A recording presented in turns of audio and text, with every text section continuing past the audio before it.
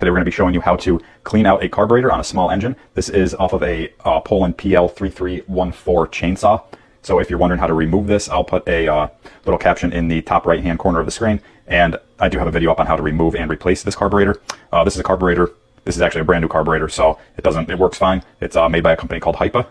And they also make the kit that we're going to be using to clean the carburetor. So you can see here, this is a carburetor adjustment and cleaning pack. So you can see here, these are all of our adjustment screws. I also have a video up if you want to check out my channel on how to adjust the carburetor. So we're not going to be using the adjustment tools, but we will be using these brushes and these little wires. So you can see, I'll put links in the description where you can pick up this kit. Like I said, it's made by a company called HIPA. They make small engine carburetors, parts. You know, they make a lot of stuff for chainsaws, leaf blowers, weed whackers, push mowers. So I'll put a link on where you can buy this. And then, yeah, be sure to check out their website. I'll put a link on there how to get to their website as well, so be sure to check them out because they offer some pretty cool parts for small engines. Okay, so like I said, this is out of a Poland chainsaw, and you might be wondering, you know, when you need to clean a carburetor, and really anytime your engine has been sitting for a very long time, if you haven't been using it in a long time, and then you go to start it and it, you know, idles funny, or, you know, it's very hard to start, or it seems like it's starved for fuel, all of those are good indicators that your carburetor is gummed up and it needs to be cleaned. So we're going to be walking you through how to do that. So we'll just get this a little bit closer. So the things we're going to need, obviously, are our carburetor that we're going to be cleaning. Now you might need a flathead, but on this carburetor, we're just going to use a Phillips head screwdriver.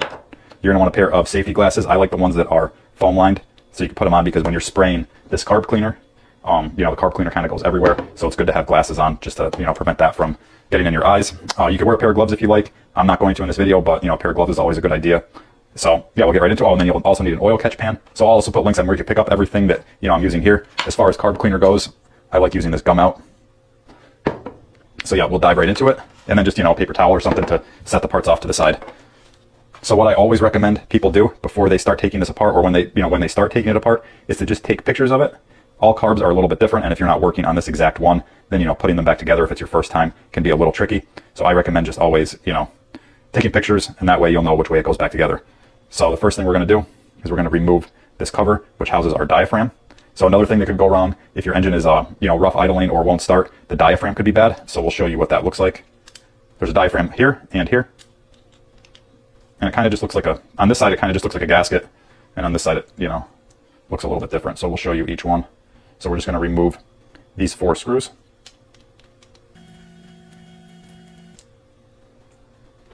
And a number of things could be wrong with your diaphragm, which could be making your engine run rough or not start at all or idle weird.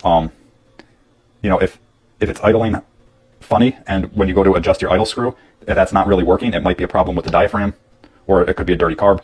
So it's best to examine. So you can see here, this is the cover plate. And then here's our actual diaphragm. So you want, when you're examining it, you want to make sure there's no tears, no visible dirt or grime. We're going to be spraying this with carb cleaner as well. So we just want to make sure there's no issues with it. It's not torn and it's pliable. We don't want it too rigid. You know, we don't want it old and dry rotted. If it is, then it's probably no good and it's not going to function the way that it should. Okay. You can see here how it works. If you press this up, it kind of lifts up. So you want to make sure that that's functioning correctly. Okay. So we can put this back. I like to put everything down the same way that it's going to go back on. Okay, now this is the more complicated end of the carburetor. So here we have a bunch of little parts. You can see that screw right there. And then we have a pin that's held in with this little clamp here. And I'll show you what that all looks like. And then underneath this piece right here, there's a spring. So we'll undo this screw and I'll show you what that all looks like. This is where you would want to take a picture because it could be hard to put back together if your carburetor doesn't look exactly like mine. Okay, so once you loosen that screw, you can see the way this is going to come off. So you can see what that looks like. And then you can see there's a little pin here that slides out. You can see it like that. Hopefully the camera's picking that up decent. But that little pin is like that, so we could set that off to the side. And then you can see here, we have our spring. And the spring sits right into that hole right there. We can take our screw out. And then we have a little pin right here. It's going to come out right here. And you can see the way this pin is. So you can see this little fork is going to go into this pin when we go to put it back together. Like that. And then we're just going to pretty much take a wire brush to all these little parts now that we have this apart. So what I also like to do here is, so this side of the carburetor, we know all these parts are for. I like to keep everything straight in my head. And then here we're just going to take off this one screw here.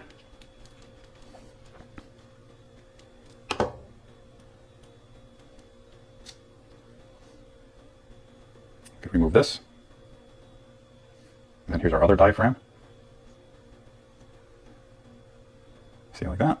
So you can tell that's in good shape. It's pliable, it's not dry rotted, you know, it's not torn in any way. So we'll put that down the same way it's going to go back on. Okay, so now we have pretty much everything apart on this carburetor. So all we're going to do now is put our glasses on. The safety glasses are very important, just because you do not want to get this, you don't want to get this carb cleaner in your eyes. Okay, so we'll just take this off. And we're just going to insert that. This is a brand new can. Okay, and then what you want to do is you just want to spray in to every single one of these tiny little holes on each side. You can see all those holes, because that's where your deposits are going to sit, and that's what's going to make your carburetor run rough. So we're just going to go ahead and just spray into every single little hole. And like I said, it's going to come out, you know, it could come out of these ports, so you just want to be careful. Make sure you have glasses on.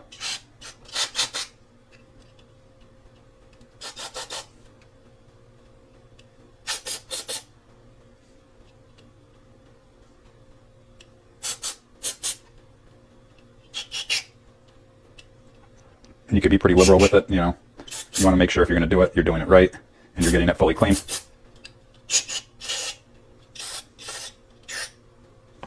We can flip the carburetor over.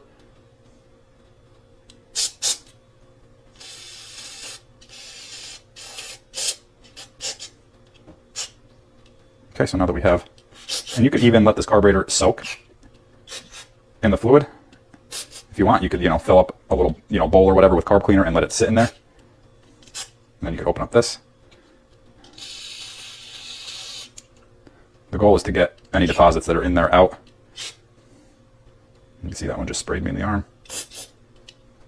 Okay, so now we have our carburetor pretty clean. We could go ahead and take these wire brushes that HIPA provided us, and you could just pick out, you know, whatever size brush will fit in whatever hole.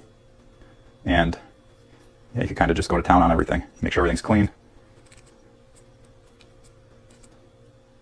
You can see they give you some really tiny little wire brushes to get into the smaller holes.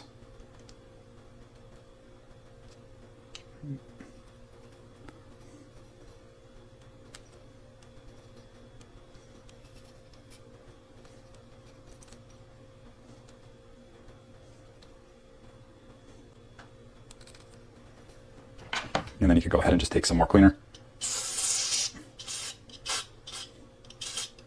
And some of these holes are just the screw holes. Like this one right here is going to shoot it out of the fuel line.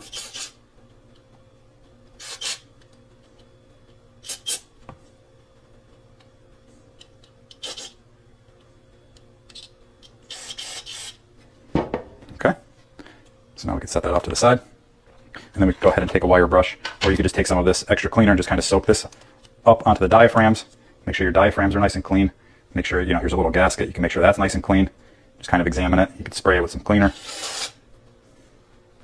Same thing with this one.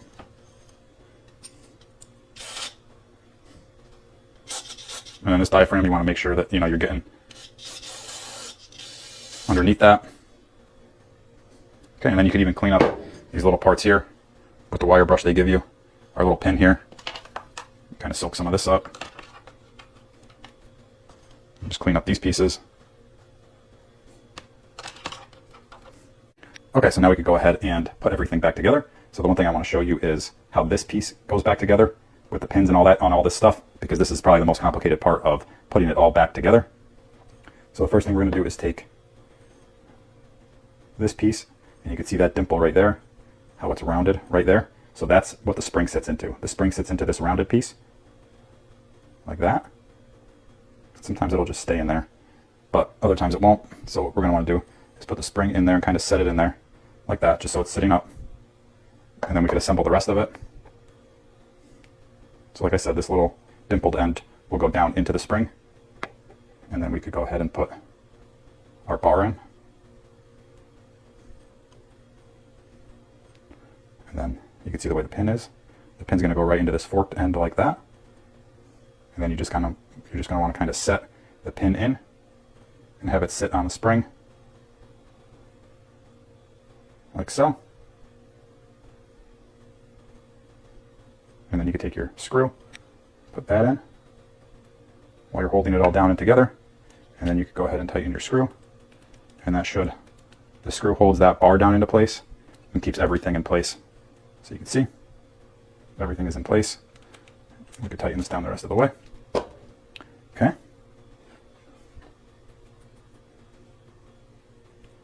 So now we can put the diaphragm back on.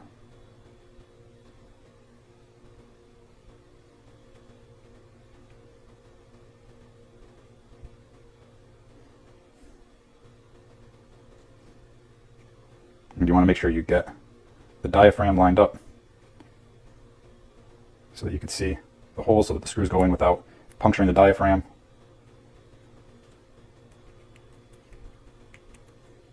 You really don't want to damage that diaphragm, or you'll be buying either a new diaphragm, which they could be very hard to find, just a diaphragm. More likely you'll just be buying a new carburetor.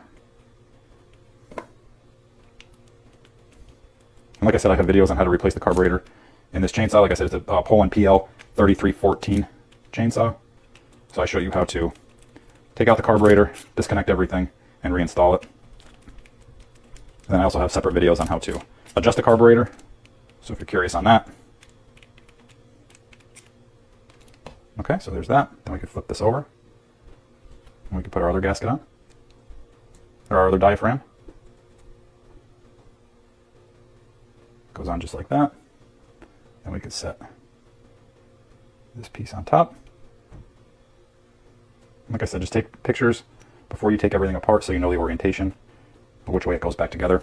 It's going to save yourself a lot of headache. Even when you're taking the carburetor off of whatever engine you're working on, I like to always take pictures of each step, and that way you know that it's going to go back on the right way. You can just flip through your pictures at each phase, you know, and then when you're going to put everything back together, you can just kind of go to the last picture you took and kind of go in reverse, and that's a good way to, you know, to make sure you're not screwing anything up. So yeah, guys, that pretty much sums up this video on how to clean a carburetor on a small engine. Like I said, this is on a Poland PL 3314 chainsaw, but all carburetors are pretty much, you know, there's little variations, little differences, but you know, a lot of them are, you know, a lot of them, it's the same concept for a lot of them. So like I said, guys, if you have any questions, be sure to reach out in the comments section, and I will get back to you as soon as I can. Otherwise, be sure to like this video, be sure to subscribe to the channel, check out all my other tool and DIY videos, and also be sure to check the links on where you can pick up this HIPA carburetor adjustment and cleaning kit. So yeah, guys, thanks for watching, and we'll see you next time.